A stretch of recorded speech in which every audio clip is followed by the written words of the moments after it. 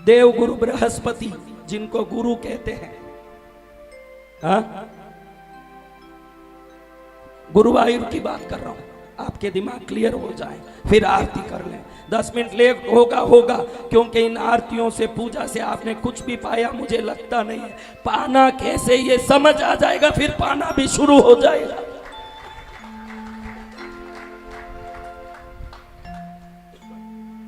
दस दिक्पालों में एक है वायु।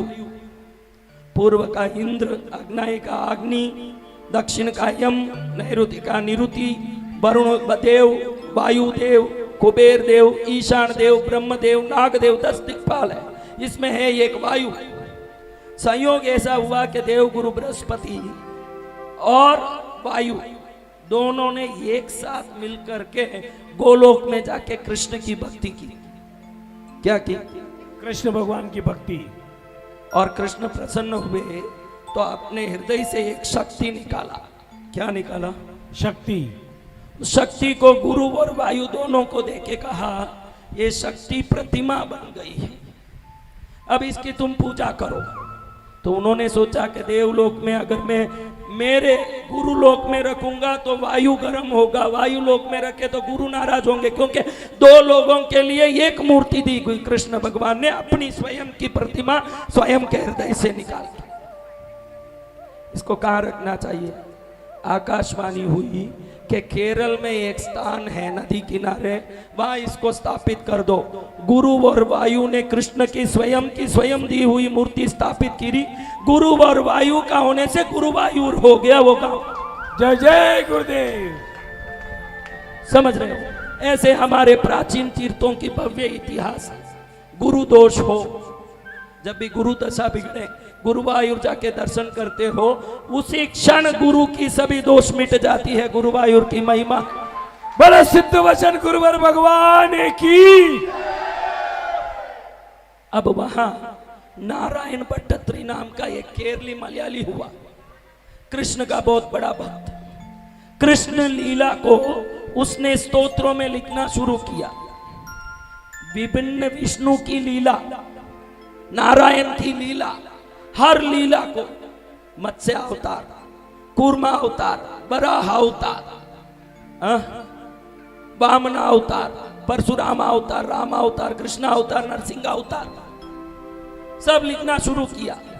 अब उपकथाओं में गए, पहले 10 अवतार लिख दिया। नारायणीयम, वो पुस्तक का नाम है नारायणीयम। नारायण भट्टत्री ने नारायण के बारे में लिखी। अब लिखते लिखते उन्होंने देखा कि एक उपकथा आ रही है उसमें, विष्णु की लीला में। उत्तानपाद नाम का राजा था। क्या नाम? इसकी 2 पत्नियां, सुरुचि, सुनीति। क्या नाम? उनके एक एक बेटे, एक का नाम उत्तम, एक ध्रुव, जो नक्षत्र बने हैं। तो उत्तम छोटी माँ का बेटा, ध्रुव बड़ी माँ का बेटा। ध्रुव राजसभा में जाके देखता है कि छोटी माँ का बेटा छोटी माँ के साथ दरबार में अपने पिता के साथ बैठा है गोद में। छोटी माँ पास में बैठी है राज सिंहासन पर, पिता उत्तानपाद राजा बैठे हैं, गोद में उत्तम बैठा है। तो ध्रुव को लगा मैं भी तो पिता के गोद में बैठूं, तो तुरंत वो गोद में बैठने गया। तुरंत पास में बैठी हुई छोटी माँ ने धक्का मारा, धक्का मारी, जाके गिरा नीचे। मैं क्यों नहीं बैठूं माँ, मैं भी तो, पापा मैं भी तो आपका बेटा हूं। तुरंत माँ ने डांटा, तुझे इस गोद में बैठना हो तो अगले जन्म में भी तपस्या करके मेरा बेटा बनना पड़ेगा, मेरा बेटा ही इनके गोद में बैठ पाएगा। राजा भी मोही होते हैं, जिस पर मोहित हो गए। आपके घर में भी आपने अपने पति को मोहित करके रखा है कि नहीं? बोलो, झूठ नहीं बोलूं तो। हर भरसक प्रयास करते हो कि पति नाचे। आप ये प्रयास कभी मत करो कि आपका पति आपके पीछे नाचे। आप भगवान के पीछे नाचोगे तो संसार पूरा आपके पीछे यूं ही नाचेगा फोगट में। आप उसके पीछे नाचने के और नचवाने की कोशिश में मत रहो, पाप लगे। अगले जन्म में गाय बनोगे और आपको चराने वाला चाबुक मार मार के आपको नचाएगा, जो पतियों को नचा रहे हैं।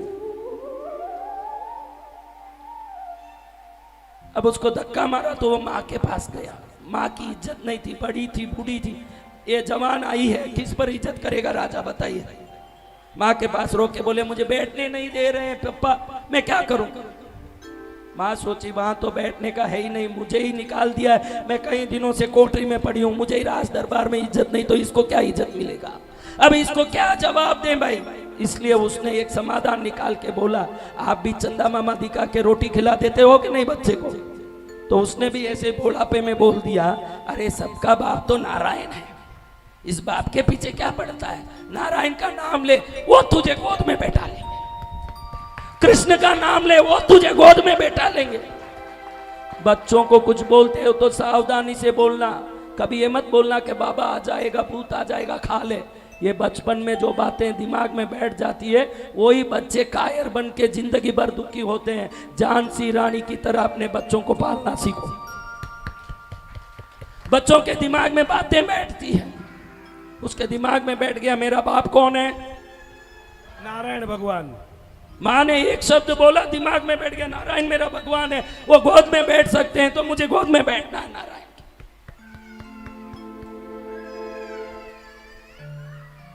सीधा घर को माँ बगैर बोले माँ को घर से निकल गया। पुण्य देखो, जब भी आप सच्चे प्यासे रहोगे तो कुआं आपको ढूंढ के आएगा, कोई डाउट नहीं है। प्यास ऐसा होना चाहिए। जैसे ये बाहर निकला, नारायण के परम आराधक, नारायण के नाम के सिवा अन्य कुछ नहीं बोलने वाले नारद इसके सामने आ गए। रोते बच्चे को देखा, भाई क्या है, नारायण के गोद में बैठना है, इतनी बात है, सबके बाप हैं क्यों नहीं बैठेगा। ओम नमो वासुदेवाय अष्टाक्षरी मंत्र की उसी समय एक साधारण संत से भी हमारी दीक्षा नहीं हो पा रही है, रोते बच्चे को स्वयं नारद से मंत्र दीक्षा हो गई। जय हो। गोद में बैठना है, धुन लगा के जंगल में बैठ गया, ओम नमो नारायणाय ओम नमो नारायणाय। तपस्या ऐसी थी छोटे बच्चे की, खाना पीना पानी छोड़ दिया, बच्चों की जिद्दी, बाल हट स्त्री हट, ऐसे जिद्दी करके बैठा। वैकुंठ में विष्णु की आदिशेष की सैया डोलायमान हो गई। विष्णु देखे कि इतना ताप कैसे हो रहा है, 8 साल का बच्चा नाम ले रहा नारायण का बगैर पानी पिए वर्षों से। छोड़ के आना पड़ा नारायण को नीचे। और ध्रुव को कहते हैं कि क्या चाहिए बेटा, आप नारायण हो, नारायण हूं, तुझे तेरे लिए स्वर्ग बना के एक अलग स्वर्ग दे सकता हूं, तुझे धरती के समस्त प्रकार के लोगों को, पाताल आकाश और ये धरती तीनों का राजा बना सकता हूं, तुझे क्या चाहिए। वो बोलता है कि मैं इतना छोटा हूं, आप मुझे देख रहे हो, मुझे आप राजकाज की बात कर रहे हो, राजकाज तो मेरा बाप कैसा करता पहले ही देख लिया, मुझे उससे नफरत ही हो गया है, मुझे आपका गोद चाहिए और कुछ नहीं चाहिए। जय हो। मेरी माँ ने कहा है कि नारायण सबका बाप है और वो गोद में बैठाएगा। मेरा नारायण मुझे क्यों ऐसे नहीं गोद में बैठाता, इसलिए मैं यहाँ बैठा हूं, आप मुझे गोद में बैठाओ। विश्व में महालक्ष्मी के सिवाय, प्रहलाद के सिवाय अन्य कोई गोद में बैठे हैं तो ये ध्रुव जी महाराज है जो गोद में बैठे नारायण। जय जय गुरुदेव। गोद में बैठ गए, नारायण ने गोद में बैठाया। और कुछ मांग ले बेटा, मुझे जाना पड़ेगा, लक्ष्मी इंतजार करती है। कुछ नहीं चाहिए, गोद मिल गया, सब मिल गया। मैं जाके मेरे बाप को कहूंगा तू क्या गोद में बैठा था, मुझे नारायण ने गोद में बैठाया है। जय हो। मैं नारायण के गोद में बैठा हूं। तो वो कहते हैं कि तेरी भक्ति अमर रहेगी, बाकी किसी को कोई भूले, मेरे अनंत भक्त हुए, लेकिन तू आकाश में तारा बनेगा। सुबह के समय नाव चलाने वाले उस नाव की दिशा देखनी हो तो तुझे देख के ही दिशा समझ पाएंगे, मैं आशीर्वाद देता हूं। तुझे देख के ही मार्ग पकड़ पाएंगे, मैं आशीर्वाद देता हूं। तू दिशादायक होगा और तू अमर होगा। आज भी ध्रुव नक्षत्र से ही दिशा का पहचान होता है। ध्रुव जी नक्षत्र बन के आज भी हमको ज्ञान देते हैं। ऐसे ध्रुव जी का एक बार जयकारा लगाओ। बल ध्रुव भगवान की। अब मेरा कहने का तात्पर्य ये कहानी नहीं था। इस कथा को नारायण भट्टत्री लिख रहे हैं गुरुवायूर में बैठ के। तो कुछ भी लिखते थे तो उधर सामने जो गुरुवायूर में कृष्ण विग्रह है उसको पूछते थे। तो इन्होंने पूछा, क्या एक माँ ऐसे बच्चे को धक्का मार सकती है, उसमें ममता नहीं होती? वो ऐसे धक्का मार के नीचे गिरा दिया। तो तुरंत नारायण भट्टाद्री जो नारायणीयम लिखते थे, उन्होंने आगे गुरुवायूर में जो विग्रह है उसको पूछा कि धक्का मारने का घटना सच्ची में हुआ? तो गुरुवायूर के कृष्ण विग्रह ने सिर हिलाया, हाँ हुआ। तुरंत नारायण भट्टाद्री को कृष्ण पर गुस्सा आ गया। एक छोटा बच्चा नीचे गिरा और तू किस काम का है? भक्तों पर अधिकार होता है भगवान का। आप ऐसे डांटने आओगे पद्मावती को तो झापड़ मारेगी। वो तो उनके लिए जी रहे हैं, इसलिए मैं भी बोलता हूं ना, मेरा हक है। पद्मावती को बोलूंगा ध्यान रखना, मैं जो बोलूं वो करना, नहीं तो मेरे जैसे भक्ति करने वाला पैदा नहीं होगा, ध्यान रख लेना। जय गुरुदेव। हाँ, कोई पैदा भी नहीं होगा। कोई है नहीं जो सुबह 6 से दोपहर 3 बजे तक साधना करें, शाम को 6 से रात में 3 बजे तक। अभी आप लोग हो करके यहाँ आया हूं, ये मेरी साधना का टाइम है। नारायण भट्टाद्री गुस्सा करते हैं कि जब उसने धक्का मारा तू बचा देना था धक्का मारने से। तो गुरुवायूर के कृष्ण की मूर्ति ने आवाज दे के मुंह खोल के मूर्ति बोलने लगी, नारायण भट्टाद्री ध्यान रख, अगर सुरुचि ने धक्का मारा उस बच्चे को गोद में बैठने से, उस समय में बचा देता तो वो कभी नक्षत्र बन के अमर नहीं हो पाता, किसी एक संसारी रानी का बेटा बन जाता। उस समय में शांत इसलिए रहा, मुझे मालूम है कि भविष्य में ये बहुत बड़ा भागवत भक्त बन के ये विश्व में अमर होगा। जिसके जीवन में भी दुख आता है उस समय में इसलिए चुप रहता हूं, जिसके जीवन में भी कभी दुख आता तो इसलिए चुप रहता हूं, रोग आता है तो इसलिए चुप रहता हूं। मैं देखता हूं कि भविष्य में इसको बड़ा आशीर्वाद देने का कोई मौका ढूंढ के उसको मैं वो आशीर्वाद दूंगा। ये कथा समझाना चाहता हूं कि जब भी कोई धक्का मारे, जीवन में कर्म धक्का मारे, आपका दुख धक्का मारे, पैसा धक्का मारे, तो समझना कि ईश्वर ध्रुव बना रहा है। मुझे ईश्वर ध्रुव बनाने के लिए पूरी क्षमता मेरे अंदर झोंक रहा है। ये विश्वास लेके पद्मावती की भजन करोगे तो कभी इससे विमुख भी नहीं हो पाओगे, कभी इससे दूर भी नहीं हो पाओगे। जब जब संसार धक्का मारता है, रिश्ता धक्का मारता है, व्यापार धक्का मारता है, काम धक्का मारता है और पैसा धक्का मारता, आप समझ लोगे कि मेरा नारायण इसलिए चुप है, मेरी पद्मावती इसलिए चुप है, आगे इससे बड़ा लाभ होने के इंतजार में मुझे बैठा रहा है।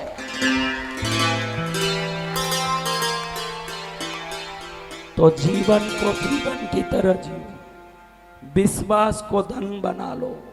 जरूरत नहीं है पूजा जितनी हो करो, मैं पूजा का विरोधी नहीं हूं, लेकिन जिस पूजा को आप नकारात्मकता के साथ कर रहे हो वो पूजा कभी सफल नहीं होगा। पूजा बढ़ाओ, खूब बढ़ाओ, कोई मना नहीं है, पहले विचार बदलाओ फिर सब कुछ करो अपने जीवन। जिस दिन विचार बदल जाएंगे, जिस दिन आपके सोच बदल जाएंगे, जो जो नकारात्मक शब्द निकलते हैं उसका अपोजिट सोचना शुरू करो। काम नहीं हो रहा है, ये एक सोच है, ऐसे सोचने से कोई काम हो जाएगा? वो तो प्रयत्न से होगा। तो प्रयत्न अपना करते रहो, सोच को ऐसे बदला दो। अपने को देखो, एक कैरम बोर्ड का खड्डा है, किसी भी कॉइन को डालो, खड्डा तो कॉइन लेने के लिए है, मन तो सोचने के लिए है। तो आपको इतना ही समझा रहा हूं कि आप एक सोच रहे हो, मैं बदले में एक सोचने बोल रहा हूं, वैसा भी उस सोच से फायदा नहीं है, तो इससे भी फायदा हो नहीं हो, आपको तकलीफ क्या है? मेरा काम नहीं हो रहा, मेरा काम नहीं हो रहा है, गुरु मंत्र दे दिया, मेरा काम बहुत हो रहा है। कृष्णगिरी का 2200 करोड़ का मंदिर अकेला बनाने की ताकत मेरे में आ रहा है। दुनिया भर के गरीबों का भंडारा करूं, इतनी शक्ति मेरे में आ रही है। हर अनाथ पर मैं कोई सेवा करूं, ऐसी शक्ति आ रही है।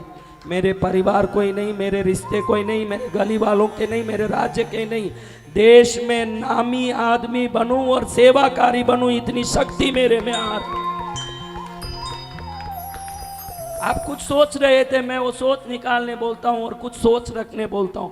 पहले के सोच में और इस सोच में कोई फर्क हो ना हो, आजमा के देखो, 48 दिन में ऐसा फर्क आएगा, आप भी एक हेमंत पांडे, चंदूलाल गांधी या मनोज संघवी बन जाओ। उन तीनों को तो मैं नारायण बना, जब वो नीचे गिरे तो मैं जान लिया कि आगे भगत बनने वाले हैं, तो मैंने ध्रुव बना दिया, आपको बनना पड़ेगा। जय जय गुरुदेव। आपको भी बनना पड़ेगा। दयालु गुरुदेव की। हर एक व्यक्ति पर अकेले में बात नहीं करता, इसलिए मैं सपने में, आज तक आप किस किस के सपने में मैं आया वो हाथ ऊंचा करो। हाँ, देखो इतने लोगों के सपने में रोज कुछ न कुछ कभी बोलने जाता हूँ, इसका अर्थ है कि मैं आपसे दूर नहीं हूँ। जो गुरु जिससे दूर नहीं हो उसको दुख कैसे आ सकता है, ये बताओ। जय जय गुरुदेव। जिसका किस किस के सपने में मैं आया, हाथ ऊंचा करो। चलो ऐसे ही आया, किस किस को कुछ मार्गदर्शन दिया, वो सब हाथ ऊंचा करो। हाँ, इतने सैकड़ों लोगों को मेरे से मार्गदर्शन सपने में ही मिल जाता है, तो कृष्णगिरी आके मुझे मिलने की कोशिश मत करो। फिर महाराज जरूरत नहीं क्या कृष्णगिरी आने की, तुम लोग कृष्णगिरी आ रहे हो इसीलिए तो मैं सपने में आ रहा हूं, फिर नहीं आओगे तो मैं भी नहीं आऊंगा। आप नहीं आओगे तो मैं भी रुक जाऊंगा, फिर आना आपको मिलेगा नहीं ये आशीर्वाद, समझ रहे हो। तो इतना ही मुझे 2 शब्द कहना था, लेकिन मैं लंबा चौड़ा इसलिए कहा कि ये 2 शब्द में समझाने वाली बात नहीं थी। ऐसे 2 शब्द में समझाओ ना, आप समझ जाते तो इतने मूर्ख नहीं रहते। अपनी स्वयं की दी हुई ईश्वरीय शक्ति पर विश्वास करो। अगर इतना विश्वास नहीं होता है कि भगवान सबको कुछ दे सकता है, तो ऐसा विश्वास करो कि कृष्णगिरी वाली मेरी है तो मेरे को कोई तकलीफ नहीं। जय जय गुरुदेव। ये विश्वास तो कोई भी कर सकता है, क्योंकि ये चमत्कार दिखाने वाली माँ है। इसका विश्वास कर लो, इधर से जाओ खुश जाओ, हंसते जाओ, वो आपकी हंसी खुशी आगे जिंदगी भर बनी रहे, उतने सकारात्मक रहो, माँ भी साथ देगी आपकी। बल भगवती जगदम्बिके, भक्तों की तारणहार कृष्णगिरी वाली श्री शक्ति पद्मावती माता की। बोलो भक्तों के परम उपकारी सदगुरु भगवान की। एक छोटा सा हिंट दे सकता हूं, जिसकी शादी नहीं हो रही है, जिसकी शादी टूट गई, जिसके धंधे में लफड़े आ गए, वो जिसके कोई काम में तकलीफ आ गई, जिसको घर बेचना पड़ा, जिसके शरीर में रोग आ गया, और भी कुछ भी हो, उधारी हो गई, कितनी बीमारी केस आ गया, ये सब अपनी आत्मा को टटोलो। वो होने के पहले आपने सैकड़ों बार कहीं ऐसा ना हो जाए, कहीं ऐसा ना हो जाए, मेरी शादी कहीं विलंबित ना हो जाए, मेरी शादी कहीं टूट ना जाए, मेरी कोई उधारी ना हो जाए, मेरे धंधे में कोई तकलीफ ना आ जाए, ये आपने सैकड़ों बार सोचा या नहीं, ये सोचो। आपके सोच नहीं ये चीज लाया, आप समझ जाओगे उसके बाद। ये 100 पर मेरे साथ कोई तंत्र मंत्र ना हो जाए, मेरी कोई उधारी ना हो जाए, मेरा कोई दुश्मन ना हो जाए, आपका ये रटना दूर रहे हुए उन दुष्ट शक्तियों को नजदीक लाता है। अगर आप रटोगे धन धन सुख सुख तो क्या आएगा? धन धन और सुख सुख। इतना सरल है, कुछ नहीं, सोच और शब्द बदलाना है। खाली इतना बदल गया, आपका जीवन इतना बदलेगा कि अगली बार वर्षगांठ में मूल नायक की ध्वजा चढ़ाने हर आदमी लड़ाई करेगा। मुझे करना है, मुझे करना है, मुझे करना है। आज कई लोग पछताते हैं कि मेरे पास होता तो मैं भी करता। क्यों नहीं होगा?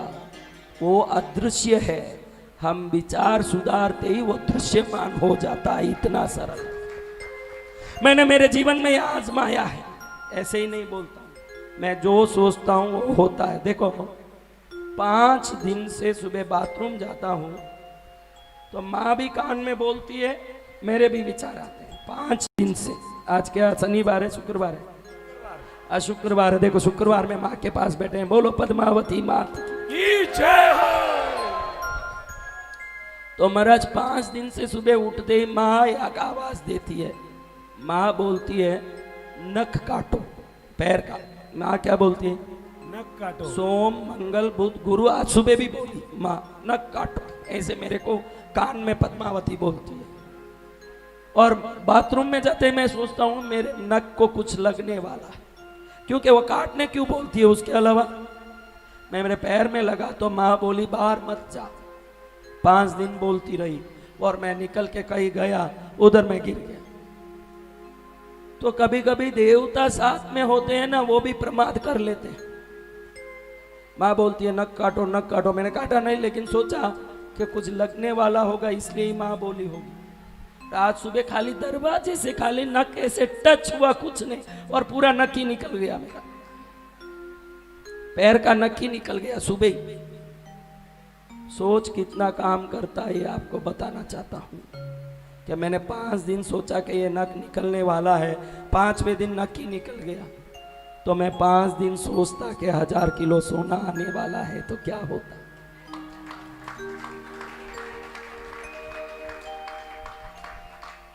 मैं पहले ही महाराज साहब को बोला, ये होने के पहले ही, कि माँ मुझे बोल रही कि नक काटो नक काटो, और मैं सोच रहा हूँ कि नक को लगने वाली है, क्योंकि वो क्यों बोलेगी। कभी मेरे नक बाल की वो चिंता नहीं करती है, मेरे धर्म और संस्कार की वो चिंता करती है।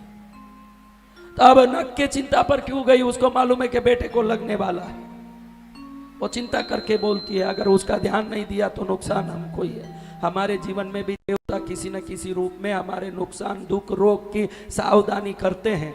हम वो रूप को अलक्ष्य कर देते हैं कि वो क्या बोलता ना हम क्या सुने। उस समय हमको यह ध्यान आ जाए कि माँ का संकेत हो सकता है तो हम बच सकते।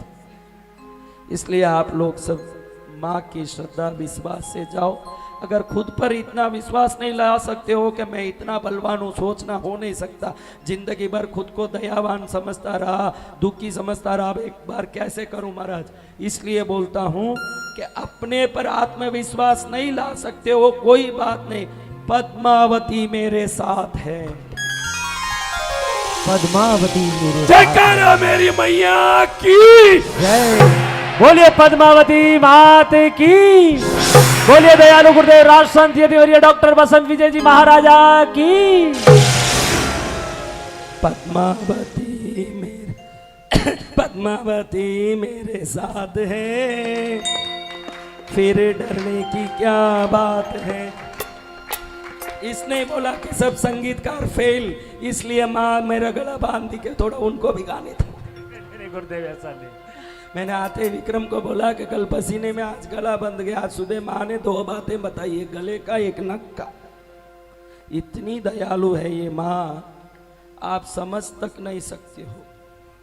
हाँ, मेरे साथ क्या क्या हुआ 2-3 घटना बताऊं कि मैं पद्मावती कैसे आई। 1-2 घटना बताऊं ने, आप सोचोगे कि संसार में ऐसे कोई हो नहीं सकती। मुझे नाग घर में दिखाई देते थे। इस तीर्थ के पद्मावती के शुरुआत पहले ही मेरे मन में आया ये कौन है नाग। आप भी कभी भी नाग वगैरह देखे थोड़ा डर जाते हो ना सपने में कि क्या नाग आ रहे हैं। तो हम भी पूजा करने वाले परिवार में नहीं जन्मे, मेरा जन्म पूजा करने वाला परिवार नहीं है। ऐसा पट्टी वाले में ही गया मैं भी। तो ये क्या है, उस समय बेंगलुर में एक अच्छे संत महापुरुष स्थूलभद्र सूरी विद्यमान थे, अभी वो देवलोक हो गए।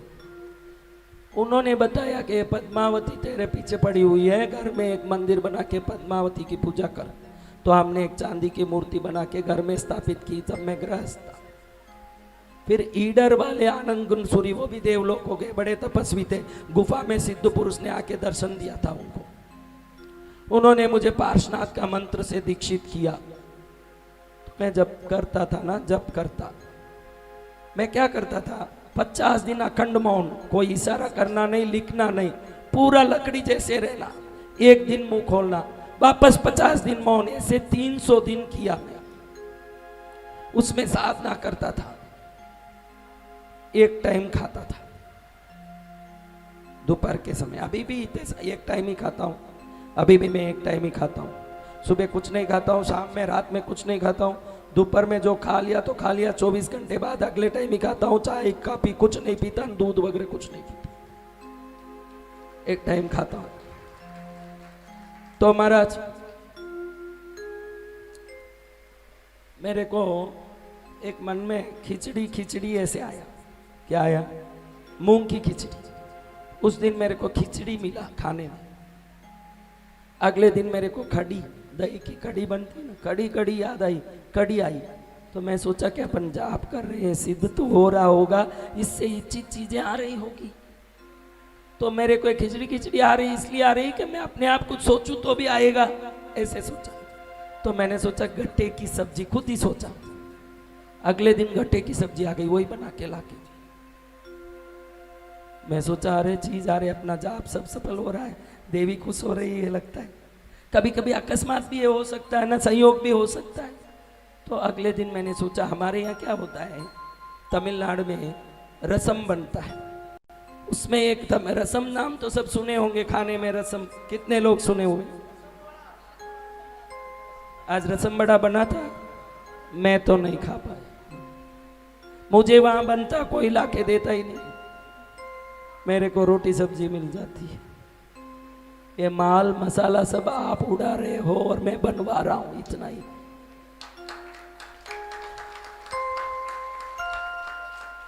क्यों मिठाई मैं खाता नहीं हूं, त्याग है, छोड़ो वो बात नहीं।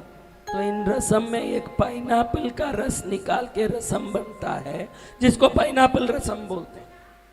ये चीज तो पाइनएप्पल हो तो ही संभव है ना भाई, पाइनएप्पल रसम कब बनेगा? तो मैंने सुबह ही तय देख लिया कि पाइनएप्पल है नहीं रसोड़े में,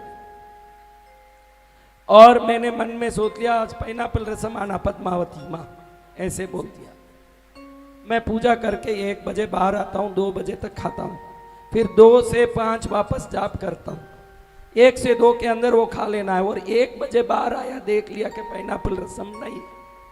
पहले हम 2 रोटी लेते हैं, फिक्स है, 3 रोटी कभी नहीं लेते, छोटी हो बड़ी हो कैसी हो। 21 साल से 2 रोटी खाता हूँ, ये मेरा नियम है। तो अब 2 रोटी लेके बैठ गया। अब मैं सोचता हूँ कि ये संयोग था, देवी का कुछ सिद्धि अभी तक हमको मिला नहीं है, पाइनएप्पल रसम आया नहीं। अब रोटी खा ही रहा हूं, सोच रहा हूं ये घर मंदिर में हो रहा है, कृष्णगिरी टाउन में। ये बातें घर में था तब, तो दुकान धंधा सब छोड़ दिया था तब, मैं घर ऊपर मंदिर में ही रहता था, लेकिन नीचे मेरा दुकान है आज भी, संसारिक घर जहां मैं जन्म लिया, ये शरीर ने जहां जन्म लिया। तो नीचे कोई पाइनएप्पल गाड़ी वाला जा रहा है, अभी मैं रोटी खा रहा हूं। एक व्यक्ति जो कभी एक तिनके का चीज भी दिलाए नहीं किसी को, ऐसा व्यक्ति, वो गाड़ी रोका ने 4 अच्छा पका हुआ पाइनएप्पल खरीदा और तुरंत ऊपर भेजा रसोड़े में। जब तक मैं रोटी पूरा नहीं करूं, पाइनएप्पल किया तो उठा के रख के अगले दिन भी यूज कर सकते हैं ना। पाइनएप्पल जाते ही कोई छोलने लगा उसको, कोई जूस बनाने लगा, कोई रसम बनाने लगा। जब चावल मेरे पास पड़ने में 7 मिनट का भी टाइम नहीं था, उतने में गरम गरम पाइनएप्पल रसम के साथ चावल आया।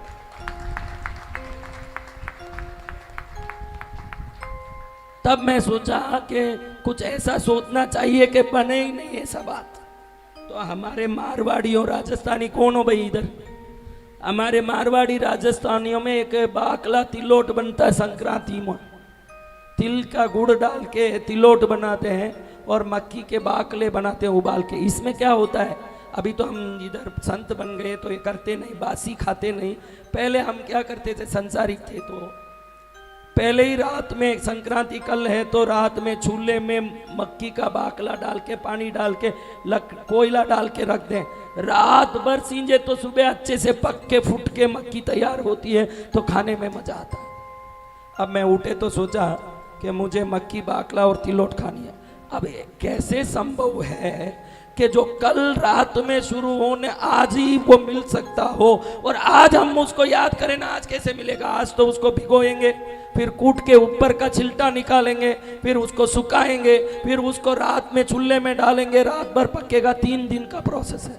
अब मैं आज सोचा कि आज के आज ये आना तो समझूंगा पद्मावती के तेरी कृपा मेरे ऊपर है, और मुझे तू कब दर्शन देगी, कैसे दर्शन देगी ये भी तू बताना। ऐसे मैं संकल्प किया। तो खाने बैठा, खा रहा हूं।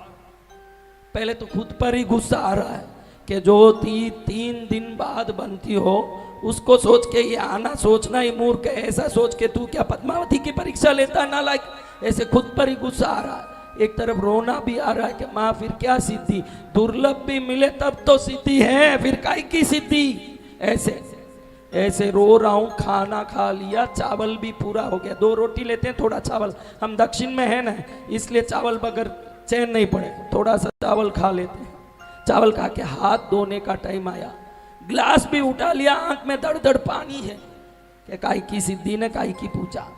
हाथ ऐसे धोने निकाला, यहाँ से 52 किलोमीटर दूर धर्मपुरी नाम का गांव है। मेरी सगी मौसी माँ रहती थी, अभी तो वो भी नहीं, सब चले गए, हम ही बूढ़े हो गए, बातें पुरानी। मेरी सगी मासी थी, दौड़ी दौड़ी आई, दौड़ी दौड़ी टिप्पण लेके गुरुजी कहते थे सब पहले। गुरुजी बस मासी है, लेकिन संत होने से गुरुजी करती थी। गुरुजी ऐसे करके आई घर मंदिर में। ये क्या है? तिलोट बाकला लाई हूं आपके लिए। कहीं आप, अरे तेरे में ये भूत कैसे घुस गया? अब देखो बात, मैं उसको पूछता हूं कि तेरे में ये भूत घुस गया। मैंने आज सुबह सोचा है कि मुझे तिलोट बाकला चाहिए। वो बोलती है 3 दिन पहले एक नागिन मेरे सपने में आके बोलती है कि कृष्णगिरी में वसंत विजय को तिलोट बाकला ले जा, कृष्णगिरी में वसंत विजय को तिलोट बाकला ले जा। तब मैंने इसको कहा कि मैं 3 दिन बाद जो सोचूं उसको 3 दिन पहले तू तैयार कर सकती है, तो अब ये सिर दुनिया में किसी को नहीं झुकेगा, तेरे चरण में झुकेगा। मेरे दिमाग में 3 दिन बाद क्या आएगा वो तेरे दिमाग में 3 दिन पहले आ गया है। अब संसार के कोई देवता की जरूरत नहीं। ऐसे शुरू हुई मेरी साधना की प्रारंभिक अवस्था। फिर इसने नाग के रूप में दर्शन देके कहा कि 6 लाख कमल पुष्प 120 दिन तक लकड़ी की तरह मौन में रख के तुझे करना पड़ेगा। 6 लाख कमल पुष्पों के 60 लाख रुपया डाल के तुझे साधना करनी पड़ेगी। 60,000 हवन करना पड़ेगा। उसके बाद वापस 240 दिन तक मौन रख के तुझे पार्श्वनाथ की पूजा करनी पड़ेगी। उसके बाद तुझे मैं प्रत्यक्ष दर्शन दूंगा। उसी की कृपा हुई, मैंने 6 लाख कमल पुष्प की साधना की, 60 लाख आहुति भी कर ली, 240 दिन के मौन में 12 लाख पार्श्वनाथ के जाप भी कर लिए, भगवती को भी मैंने पा लिया। उसको वचन से बांध लिया कि कृष्णगिरी कोई भी आए उनका दुख मिटाना तेरा काम होगा, धरती में तेरा नाम फैलाना मेरा काम होगा। म्यूचुअल कॉन्ट्रैक्ट से आज भी हम दोनों का मेरा भक्ति और उनकी शक्ति दोनों चलता है। कोई संसार पागल नहीं कि यूं ही कहीं पहुंच जाए। पहुंचाने की ताकत भी उनकी है, देने की ताकत भी उनकी है। आप ऐसे ही कोई भ्रमित नहीं हो गए जो यहाँ पहुंचे हो। माँ का बुलावा आपके लिए भी था जो आप पहुंचे हो। इस भगवती की लीला की जितनी गुणगान करूं, देखो इसी मंदिर की प्रतिष्ठा, इसी मंदिर की प्रतिष्ठा में मां ने मुझे सपने में बोला कि केसर मत खरीदना, मैं दूंगी। मैं क्या, सपने तरह तरह के आते हैं, ये भी एक होगा। फिर सोचा जो तिलोट बाकला दे सकती है वो ऐसे ही बहकाएगी नहीं, कुछ न कुछ करेगी ये। तो मैं केसर नहीं लिया। ये जैन मंदिर है, ये हिंदू मंदिर नहीं है। हिंदू मंदिर में सिर्फ पुजारी पूजा करता है। ये विश्व का कोई भी व्यक्ति पूजा वस्त्र पहन के पूजा करे, सभी लोगों को भक्त बनाने वाला मंदिर है, कोई पुजारी की पूजा नहीं है। हर व्यक्ति अपने हाथ से पूजा कर सकता है भगवान के, देवी का। तो इसमें केसर चंदन बहुत लगता है।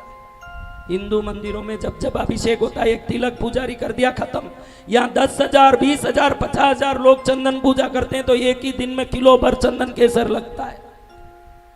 तो मैं सोचा केसर लिए बगैर तो ये प्रतिष्ठा कैसे होगी। रोज 80-80 हजार से 1.5 लाख लोग प्रतिष्ठा के हर दिन यहाँ 13 दिन तक भोजन किए, इतना बड़ा उत्सव चला। अब इस उत्सव में बगैर केसर क्या करूंगा। प्रतिष्ठा का दिन शुरू हो गया, पहला दिन केसर नहीं, मैं भी दृढ़ता से केसर नहीं लिया। अश्विन गुरु जी दोपहर में जिनको याद किया वो जीवित नहीं है, उस समय वो हमारे विधिकारक थे, विधिकारकों के किंग, वो हमारे विधिकारक थे। सीधे आ गए, गुरुदेव गुरुदेव करते थे मुझे। गुरुदेव केसर दो। कितना भाई? 13 किलो। मैं कि तू 13 किलो मांगे, मेरे पास 13 ग्राम नहीं है। 13 किलो किसे का है महाराज? मैं क्या इतना क्या करेगा? आधा किलो, पाव किलो से ज्यादा कोई जैन धर्म में जाता ही नहीं होगा। वो बोले यहाँ लाख लाख लोग पूजा करते हैं, 50-50 हजार लोग माथा फोड़ते हैं, चाहिए तो 1-2 किलो। मैंने 13 किलो ऐसे ही लिख दिया। आपको क्या कमी है? मैं क्या मेरे पास कुछ नहीं है। अब इसको क्या जवाब दूं, ऐसे सोच ही रहा हूं। कुरियर का पोस्ट आया, इतना बड़ा पेटी क्यों? इतना बड़ा पेटी क्योंकि केसर हल्का होता है। कुरियर खोले तो पूरा केसर से भरा है। एक लेटर आया उसमें कि हमारे गांव के मंदिर में आपकी कोई भक्त लिख रहा है लेटर। हमारे गांव के मंदिर में मैं पूजा करने गया तो आपके प्रतिष्ठा का पोस्टर पड़ा, और पढ़ के मैं देखा ये कृष्णगिरी कहाँ है? तमिलनाडु में। वो गुजरात का आदमी था। ये कृष्णगिरी कहाँ है मुझे पता नहीं है। और मैं सो गया था, घर जाके सुबह थे, घर मंदिर गया, दिन भर रहा, फिर सो गया। रात में सपने में एक देवी आई, बोले कि सुबह में जिस पोस्टर देखा तमिलनाडु का कृष्णगिरी मंदिर, उसके प्रतिष्ठा में तुझे केसर भेजना है। ऐसे सपना आया, मैंने केसर भेजा, आप लीजिए।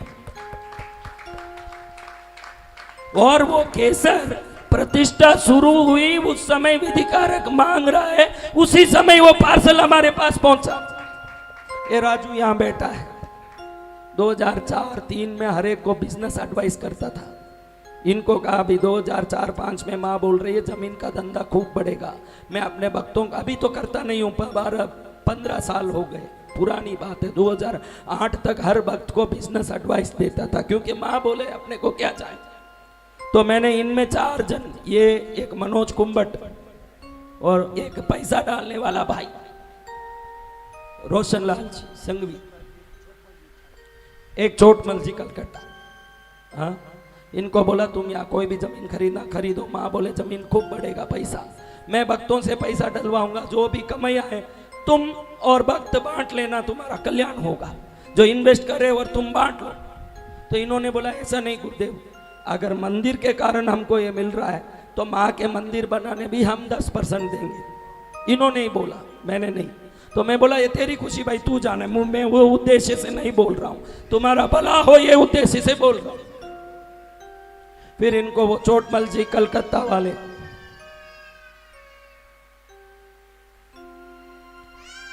एक तो चोटमल जी कलकत्ता वाले, एक रोशनलाल जी आज आए ध्वजा में, वो परिवार बसंत नगर बेंगलोर वाले, दोनों से करोड़ों रुपया डाल के इनको या लोकल कृष्णगिरी में जमीन दिला दी। इसको फ्लैट करो, बेचो, जो नफा आएगा उस दिन पार्टी हो जाएगी। ये भी ईमानदार, वो भी अच्छे भक्त हमारे, हो गया। फिर मैं विंध्याचल चले गया। उस बात के बाद 8 महीने बाद मैं जब पहुंचा, जिस दिन पहुंचा तो उस दिन एक आदमी, ये जो जितने भी बिल्डिंग बने हैं इसका सरिया सीमेंट बेचने वाला बड़ा पैसा वाला कृष्णगिरी का व्यापारी, एक बिल लेके खड़ा था मेरे बिल्डिंग के सामने। वैसे मैं किसी को मिलता नहीं हूँ, वो जबरन अंदर घुस गया। गुरुदेव आपका मैनेजर पैसा नहीं करता, मैं कब तक बैठा रहूं? 52 लाख का आपका बैलेंस है। कितना? 52 लाख का आपका बैलेंस है और सीमेंट सरिया हमने दे दिया। हमारे तो सरिये के भाव भी बढ़ रहे हैं, अगर रखता तो भी भाव बढ़ जाता। आपके मैनेजर को देख के पीछे फिरना पड़ता है, ये क्या बात है, आप मेरा पैसा दो। अरे भाई मैं अभी विंध्याचल से सीधा अंदर ही घुस रहा हूँ, मुझे पता तक नहीं कि कृष्णगिरी में क्या हो रहा है। ऐसे बोलना सोचा लेकिन बोला नहीं, अभी किसी देने वाले को क्या समझाएं, ऐसे सोच ही रहा हूँ। वो रोशनलाल जी, ये लोग कोई नहीं आए, मुझे मालूम नहीं कि इनमें आपस में सब बातें भी हो गई। वो रोशनलाल जी सूटकेस लेके आए, ये 52 लाख का बिल लेके खड़ा है। वो 52 लाख का सूटकेस लेके उसी समय 1 मिनट भी आगे पीछे नहीं, वही 52 लाख, 51 भी नहीं, 53 भी नहीं, 52 लेके आए कि जिस धंधे में आपने पैसे लगवाया उसमें आपका 52 लाख लग रहा है महाराज, आप ये सूटकेस पकड़िए।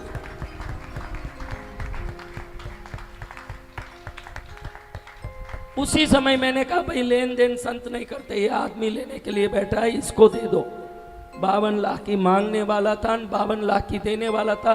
सूटकेस गिनना भी नहीं पड़ा, ना 10,000 मेरा डालना पड़ा, न 10,000 उससे उठाना पड़ा। पैसा लेके गया, बोला कि गुरुदेव आपके मंदिर में कभी भी काम पड़े मुझे बताना, 50 करोड़ का भी माल दूंगा।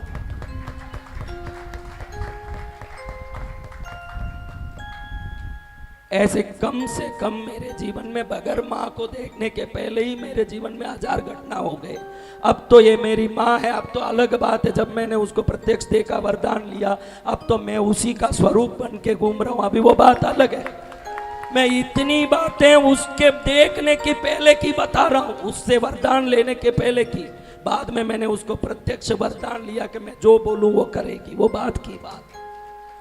ये इतनी बातें तो मैं जब शुरू किया तभी हो गई मेरे साथ। आपको इतना ही कहना चाहता हूं, आपका मन कभी भटका, मैंने कहा इतना दुख में कोई देवता काम नहीं आ रहे हैं, तो इतना ही बोलना कि मैं पद्मावती का ध्रुव हूं। संसार लात मारे, मेरी मां अपने गोद में बैठाएगी। कहां बैठाएगी? ये विश्वास खाली यहां से ले जाओ, और कोई चीज देने मेरे पास नहीं है आपके लिए। ये विश्वास है मेरे पास, और कोई दे भी नहीं सकता माइका लाल, जो मैं दे रहा हूं आपको। ये विश्वास लेके जाओ, हिम्मत लेके जाओ। हर कदम में जब आप में हिम्मत होगा, हर कदम सफलता भी लाएगा आप। बल वचन सिद्ध गुरु और भगवान की बल। जब तक वो हिम्मत नहीं है, लाख दिया पूजा करो, मैं इन पूजाओं को धूल मानता हूं। उस पर जिसको विश्वास है उसी की पूजा सफल है, ये गारंटी है।